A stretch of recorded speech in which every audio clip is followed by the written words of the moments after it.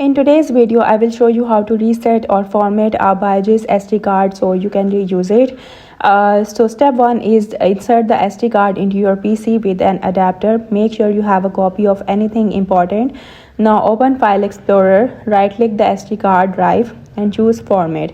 Pick exFAT for FAT for larger cards or FAT 32 for 32 GB and smaller, and take quick format and hit start. Wait until it finishes.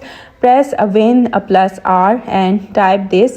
Select the SD card, right click and format or delete and recreate the partition.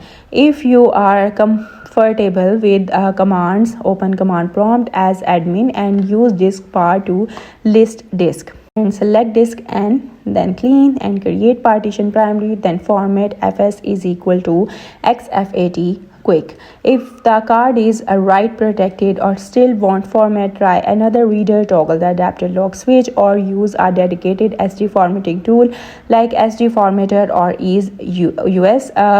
Some BYJUS cards are locked or use special partition and may not be reusable, so contact the support if needed. If this video help you out, don't forget to leave a like and subscribe for more tech fixes. I hope you like the video. That's it for today.